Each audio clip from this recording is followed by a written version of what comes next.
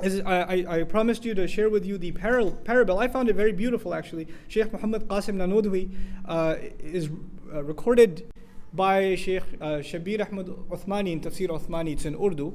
His commentary on Surah Al Falaq, he comments the notes he took himself from the Sheikh. And he says, he gives a parable explaining Surah Al Falaq and the different kinds of harms it protects us from. He says it's like Allah wants us to think of ourselves like the plant that a gardener takes care of. A gardener is planting a plant in the ground, and it has different problems that it has to protect itself from. Number one, there are animals like, a goat or a lamb or something that wants to graze on that plant. It wants to chew on it. Now the goat or whatever animal it may be, or even a bug or a bird, it's not the enemy of the farmer. It's only doing that because that's in its nature. Allah created it, and part of that creation is it's going to eat a plant or it's going to chew on it. This is part of the manifestation of min sharri ma khalaq. There are things Allah created, and they can cause you damage not because they're evil, but because that's what they do. A shark or a lion or whatever is going to do what it does. And it's not because it's evil, it's acting out in accordance with its nature. So in the way Allah created things naturally, there's the potential for you receiving harm just in the natural order of things. And so you have to ask Allah for protection from them. But that's not the only kind of protection He seeks. So He fences the plant around so the goat doesn't come by and chews it up.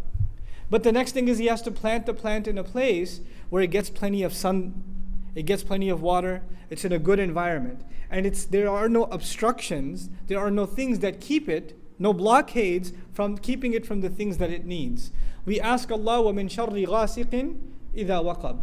And this ghasaq and waqab, the barrier of dark, keeping you from what you would otherwise have access to in the light of day, is just like that farmer who wants that there are no blockades, there are no obstacles in his path. And the obstacle for the human being clearly becomes the dark of the night. Then he says the third element is that what if you have too much water or too much sun? You get overwhelmed. And the plant, he specifically gave the example of the plant getting buried under snow or getting flooded with water, being overwhelmed from an outside element. وَمِن شَرِّ النَّفَّاثَاتِ فِي الْعُقَدِ. I mentioned to you before, when people, their sorcery is done on them, they feel like they're being suffocated from within. They feel like they are being pressured, or there's this heavy burden inside of them.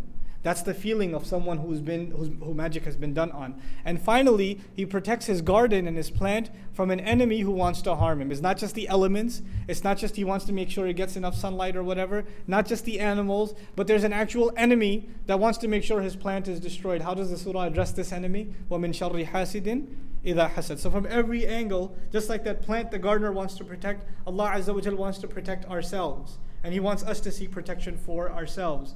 So this surah is about protecting yourself from physical kinds of harm that may afflict you. The next surah will be about spiritual harms that can afflict you. So there's the body being protected in Surah Al Falaq, and the ruh and the nafs being protected in Surah Al Nas from waswasa of shaitan and evil company and things like that.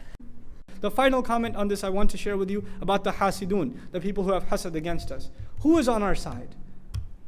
What do you have to worry about? People, Muslims, getting all power. Man, they have this many weapons, and they have these many agents, and they've got this, and they've got the other, and all this conspiracy theory. Who do you have on your side? قُلْ أَعُوذُ بِرَبِّ الْفَلَقِ. All the darkness on one side, and the one who tears through the darkness and brings light to you on the other side. What do you have to worry about? We have to hold on to this book and seriously believe in it. When it gives us counsel, we have to take it as counsel for us. We can't just take it as empty, just a dust and some interesting knowledge, but go back to our attitude. This is supposed to change our attitudes. It's supposed to change our attitudes. I pray that Allah Azza wa Jal gives all of us the strength to change our attitudes. May Allah make us unified with the Quran. May Allah give us a comprehensive understanding of it.